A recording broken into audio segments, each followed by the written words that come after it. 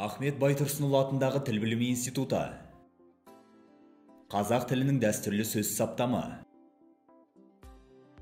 Бейнеролик қазақ тілі дәстүрлі сөз саптам үлгілерінің прагматикасы атты гранттық жоба аясында дайындалды.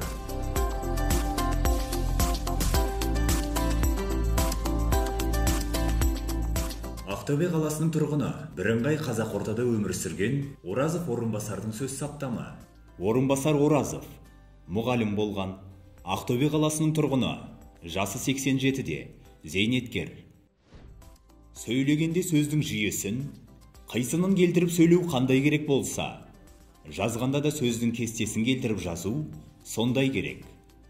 Ахмет Байтұрсынұлы. Сөз саптам, жекелеген сөздердің, сөйлемдердің жиынтығы емес, мағыналық, логикалық, грамматикалық жағынан ұйымдасқан, байланысқан, тұтасқан ойдың көрінісі. Біздің балалық шағымыз соғыстың оқ жақ жағында өтті. Сондықтан киімнің жақсысында кигеніміз жоқ, тамақтың дәмдісін ішкеніміз жоқ. Тигенін кидік, жеткенін іштік. Соның өзіне қанағат етуші едік. Құмнан құмаршық тердік, отқа бұлаңы жасадық. Жаужұмыр көсік қаздық, оны азық еттік. Талдан ат міндік, шылықтан қамшы жасадық. Сиырдың жүнінен думалатып барып, доп жасадық, доп ойнадық. Міне біздің балалық шағымыздағы ойын құралымыз осы болды. Қозы ойын деп қой саудырдық. Қойдан қанша сүт алса, сонша су қосып, оны тағам еттік, тамақ еттік. Міне мен айтып тұрмын, қазір қозы ойын деп қой саудырдық дейді. Қазір жастар көген деген де білмейді, қой саудырдық деген де білмейді. Мал сауғуды біледі, біраз сиыр сау, түйе сау, тағы басқа. Оны біледі, бірақ қой сауды дегенді білмейді. Көген дегенді білмейді. Сол біздің жас кезінде қазақ қой саумайды, сондықтан аштықтың тамақ керек, сол үшін не қылдық. Қойдың қозысын түскі шейін айырып алып қалады, қозыны бөлек бағады, қойды бөлек бағады, өріске кетеді. Сол қозы құлақты біз бағамыз ауылда. Көген деген қойды сау үшін бір қой сау болмайды, 10 шақты немесе 15 қой сауады. Ол қой бір қойменен сүт болмайды ғой. Сондықтан оны көген деген нәрсе үлкен желі тартады. Сол желінің бойына жарасы жарты метрден қозыны байлайтын, яғни түйме жасап, жіп тастайды. Сол қой келатқан уақытта қозыларды сол көгенге іліп тастайды. Сондай механически жасап қойған шығар. Сауық қойлар келіп қозының қасына тұрады. Сол уақытта әйел бала шағып отырады да қойды сауады. Көген деген сонда қозыны жабалай байлайтын мынандай желі. Кішкентай қозы сонда қазақта мына нәрсе жоғалып барады. Қазір біздің қозымыздың желі көгені жоқ, құлынымыздың желісі жоқ, атымыздың тұрманы жоқ, құрбанымыздың айты жоқ. Енді қазір жастар таласы мүмкін, неге жолай? Аттың неге тұрманы жоқ, неге құрбанның айты жоқ дейді. Құрбан айт деген сөз, құрбандық деген сөз, Құдайға беретін садақа деген сөз. Құдайдың 99 аты болса, оның бір аты халық. Сондықтан біз Құдайға берген садақа деген сөзіміз, садақа жасаймыз, сол садақа ол халыққа беріледі. Ал халыққа берген нәрсе ол Құдайға берген сөз. Сондықтан Құдайдың құлына садақа жасайды, құрбан айт деп атайды. Ал енді айт нәрсе, сол құрбандық жасағаннан кейін Аллаға, оның енді ол мереке үлкен, той есеп, көңілді жағдай. Сондықтан осының айты ойын тойы болу керек. Ол не қылу керек? Үлкендер мысалы өзінің діни сұхбаттарын айтады, жарапазанын айтады, жақсы жаңа өсиеттер айтады. Жастар болса өздерінің қатарларымен сұхбаттасады, үлкендер жастарға жаңағы айттық береді. Ал айттықты әрбір жасқа барлығына бөліп беруге ондай мүмкіндік болмайды, сондықтан айттықты бір ортақ айттық береді. Ал ортақ айттық кімнің қолына тиеді? Сол үйіне сол айттық алғанды үйіне аман сау жеткізу керек. Ол атпен келсе атпенен шауып барып еліне мына тұрған адамнан құтылу керек, бару керек. Енді мына тұрған адамдардың бәрі алғысы келеді. Ол бәрін алуға келмейді. Ал ол солар тұрса, ол ана әл жеткенде тартып алады.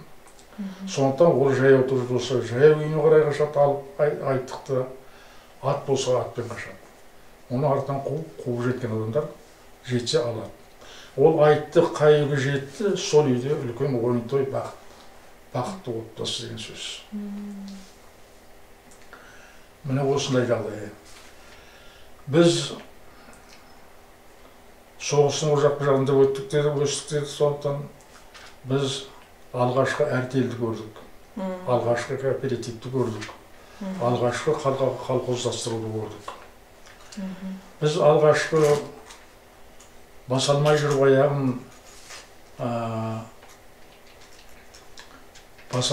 аяғын сүйеніш етіп таяқты қой баққан кәрі ақсақал шалды атаны көрдік. Шалғайын тізген айырып, қойды жаяу қайырып, біздің ата-бабаларымыз қой бақты, мал бақты. Олар жаңағы бере гөр Алла, шүкір дегенді азық етті, сонымен шүкіршілік етіп, олар соны алдындағы бір болатын жағдайды күтті. Осындай жағдайда өстік. Үлкендер мал бақты, біз де сол сияқты ботабзау бақтық, лаққозы бақтық, орақ ордық, шөп жинадық. Міне осындай еңбек еттік. Соның өзінде біз қанағат еттік. 34 жылы туыппыз. Сол соғыс басталды. Соғыс басталғаннан кейін менің әкем өзіменен немере жердегі жеңгесін алып, сол Шалқарға кетті, көшіп кетті. Біз сол шешемізбенен жетім қалды. Біздер жаспыз, шешемді көзі көрмейді, соқыр болды. Сосын күнкөріс болмады. Соған қалаға келгенде, ол жаңағы осы мұнда милиция болды, 3 жыл болды. Қашқындар көп ол уақытта соғыстан қашатын. Соған ішкі істер милициялары сол қашқынды қуалайды. Қашқынды қудалау үшін жаңағы 3 жыл адам сол менің әкемді милиция болып, сонымен сол Шалқарда милиция болды. Біз жетім бала болып үйде қалдық. Күнкөріс жоқ, мал жоқ, ештеме жоқ. Солай біз күн көрдік. Жаңағы айтып отырған нәрсені сонымен ақазық қылдық. Қорық қылдық. Қалаға келгенде бір оқу жасына келгенде, ол уақытта ауылда мектеп те болған жоқ. Сол мектепке келіп шешеме нетем деп едім, қаладағы оқыдық. Тағы оқи алмадым. Соныменен бастауыш класты оқығаным жоқ. Сол жаңағы естер бала болғасын, біз сияқты естер балалардың барлығы ол уақытта пасибай дейді, мұзбелдеген жерге кетеді, қашыққа кетеді. Сол егіннің басына алып кетеді, мал бағуға, бірдеме қолға сөйтіп күн көрдік. Сосын оқуға да мүмкіндік болған жоқ. Осындай қиындықты көргеннен кейін біз енді оқытатын адам болса оқуға тырыстық, бірақ оқу жоқ. Сондықтан бастауыш класста оқымай, бірден 5-ші класста Қорғаныс жүрген жерге келіп оқыдық. Сол Қорғанысты оқыдық. Енді Қорғанысқа келгеннен кейін енді білім алуға тек осы оқымадық. Бірақ енді ауылдың мектебі белгілі ғой енді. Ол 10 жылдықта болған жоқ. Әуелі 7 жылдық болды. сосын білімді мамандар болмады. Мектепке сабақ беретін адамдар келе жаңағы мынау практика адамдар болды келді. Жаңағы институт бітірген адамдар болмады. Сондықтан шалқарға алмады. Шақты деген жерге келіп, соған келіп экзамен соған тапсыратын едік. Қорғанды деген жерден Шақтыға келіп, ол темір жолын қойды. Соған келіп сөйтіп тапсырдым. Сол оқып жүргеннің өзінде, мектептің жүргенінде қайта неге посепке бізді алып кетті. Кім деген Жолшара дегенді мені сосын Қазим екен, әлде Арыстанбек екен біреу бар. Үшеумізге бір бас білмеген бір түйенің қанша дейді, соны беріп, сонымен Мұзбелге жіберіп бізді. Балдарға қазір сені ондай тапсырмайды ғой. Бұл Мұзбел деген қашық жер ғой қайда. Соған барып, ораққа барып керек. Сол түйемізге мінгенде үшеуміз сыймаймыз. Біреуіміз мініп, екеуіміз жаяу жүреміз, болмаса екеуі мініп, біреу жаяу жүреді. Сөйтіп келе жатқанда енді бір түс кезінде көлеңке болу керек. Бір сайдың бойына келіп, сол араға келді, сайдың ішіне түсіп, сайдың көлеңкесіне көлеңкеледік, өзімізше.